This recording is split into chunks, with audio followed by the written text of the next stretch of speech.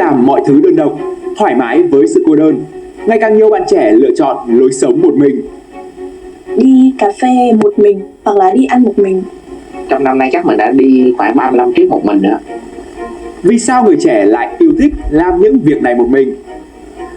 Bắt đầu là tôn trọng cái sự tự do cá nhân. Tập một mình, không phụ thuộc cảm xúc của mình vào cảm xúc của người khác nữa. Quý vị đang nghe VN Express hôm nay.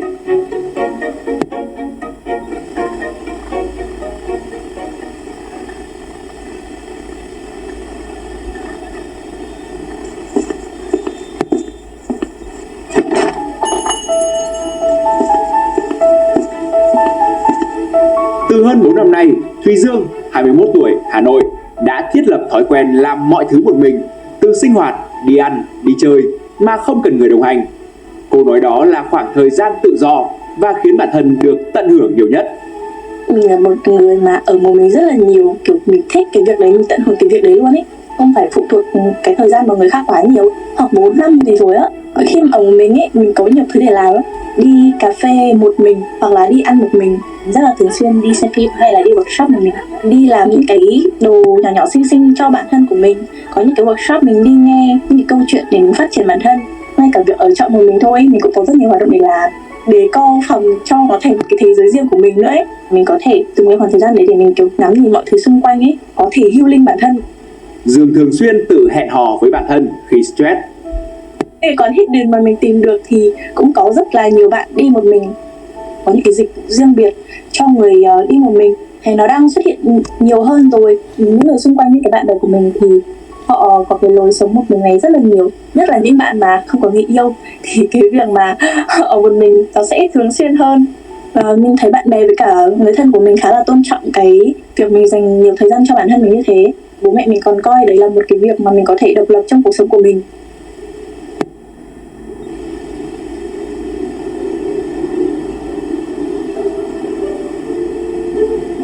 Còn với Khôi Nguyên, 26 tuổi, thành phố Hồ Chí Minh, một năm trở lại đây, anh có thói quen đi du lịch một mình. Thật ra hiện là đa phần cái gì mình cũng làm mình. Như là thí dụ nấu ăn của mình, rồi ở của một mình, đi ra chạy bộ mình cũng chạy một mình. Thường thì đi cà phê thì mình, ví dụ đi 10 lần đi thì chắc 7 lần là đi một mình, còn 3 lần có bạn. Trong năm nay chắc mình đã đi khoảng 35 chuyến một mình nữa. Những cái trước đó là mình ví dụ đi du lịch với bạn bè đi, ví dụ như mình thích dậy sớm, bạn bè mình thích dậy muộn, rồi mình thích ăn món này, bạn bè mình thích ăn món kia. Có nghĩa là cái chuyến đi nó không có trọn vẹn 100% là cho mình. Hay sau đó mình muốn thay đổi là muốn cái chuyến đi đó hoàn toàn là dành cho mình. Mình thấy cái chuyện đó nó ổn và để mình đi một mình cho nó thoải mái. Sẽ lúc đó mình biết cảm xúc mình như thế nào, mình có biết cách tự làm mình vui. Lối sống mà Thùy Dương hay Khôi Nguyên đang lựa chọn khá phổ biến ở Nhật Bản với tên gọi Ohitori-sama, một người một mình. Thuật ngữ này chỉ những người thích trải nghiệm các hoạt động ăn uống, giải trí, du lịch một mình, không có người đồng hành. Thay vì cảm giác cô đơn, họ thấy thoải mái, làm chủ cuộc sống và không bị làm phiền. Theo Tổng cục Thống kê, tại Việt Nam, tỷ lệ người sống độc thân cũng đang có xu hướng tăng nhanh, từ 6,23% năm 2004 tăng lên 10,1% vào năm 2019. Tuổi kết hôn trung bình lần lượt của thanh niên Việt Nam ngày càng muộn, hiện ở 27,2 tuổi, tăng 2 tuổi so với năm 2019. Phó giáo sư tiến sĩ chuyên gia tâm lý Trần Thành Nam nói, xu hướng thích ở một mình của người trẻ ngày càng gia tăng vì họ đề cao sự tự do cá nhân, không đặt nặng chuyện kết hôn sớm. Thì họ đã ưu tiên nhiều vào cái sự thoải mái và hạnh phúc của bản thân, thay vì là tập trung vào cái việc là kết hôn hay là xây dựng gia đình.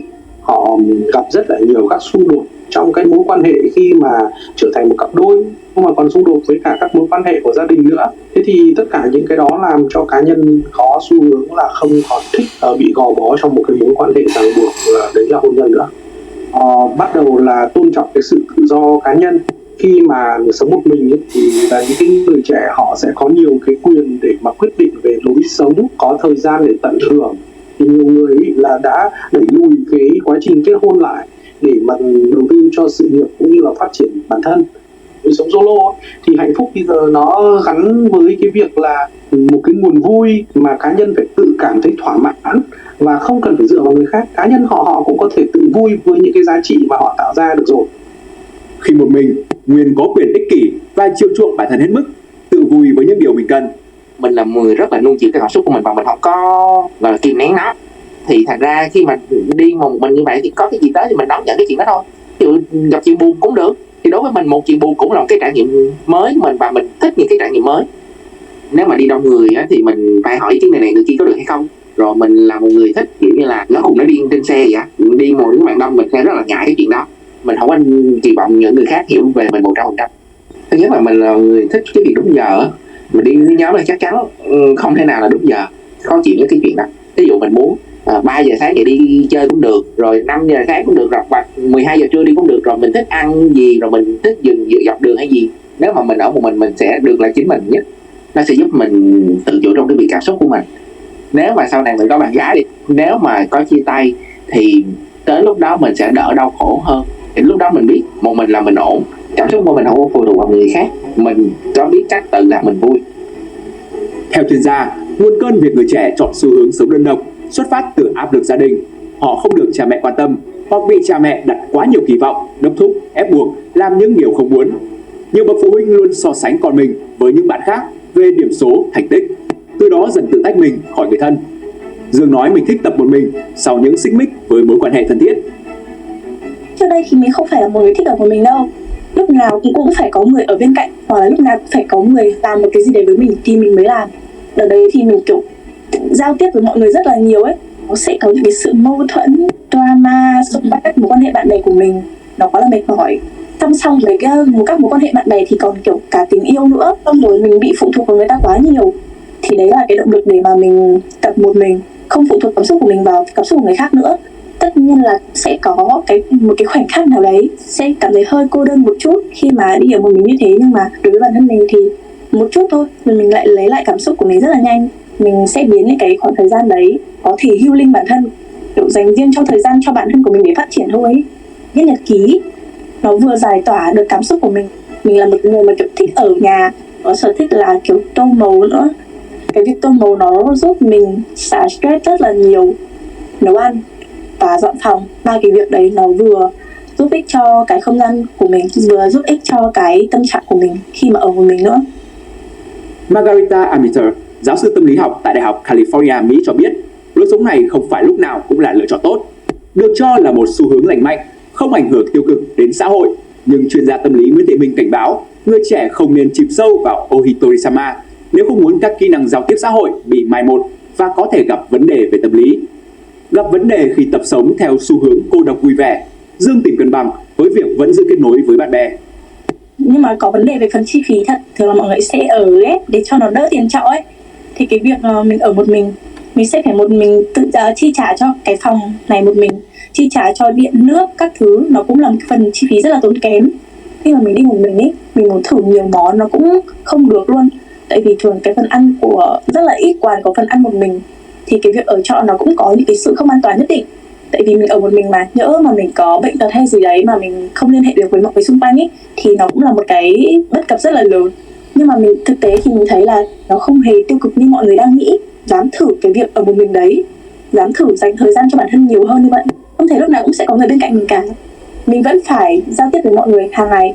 Ban đầu cái việc mà mình tiếp xúc với việc ở một mình nó là kiểu mình thấy nó hơi gượng ép một tí, thì nó là cái định kiến từ trong bản thân mình ra. Sau đấy thì mình thấy cái việc ở một mình nó rất là bình thường, đến cái đoạn là mình thấy phù hợp với cái việc ở một mình. Đi với bạn bè 1 tuần 1 lần. Thường khi mà mình có những cái tâm sự trong bản thân mình ấy, mình sẽ tìm kiếm đến bạn bè để mình có thể giải tỏa ra, chứ không phải là mình sẽ cố tách bản thân của mình với thế giới. Thì tốt nhất là khi mà tớ ở trọ một mình, tớ sẽ luôn chuẩn bị đầy đủ thuốc, nhất là cái thuốc mà để hạ sốt với cả cái thuốc mà khẩn cấp ấy. Tớ ở một mình như thế thì khi mà tớ hôm nào mà tớ phải tắm đêm nhá, thì tớ sẽ nhắn trước cho bạn tớ, rồi 15-20 phút nữa mà chưa thấy tao nhắn lại thì chạy qua phòng tao nhé, hay gì đấy, hoặc là gọi điện cho tao, kiểu thế. Kiểm soát được những cái mối nguy hiểm có thể xảy ra xung quanh mình ấy. Cho nên là cái việc mà cân bằng các cái mối quan hệ xung quanh, kể cả với gia đình, thì nó là điều cần thiết trong cuộc sống để mà bản thân không bị giảm cái khả năng giao tiếp đi ấy.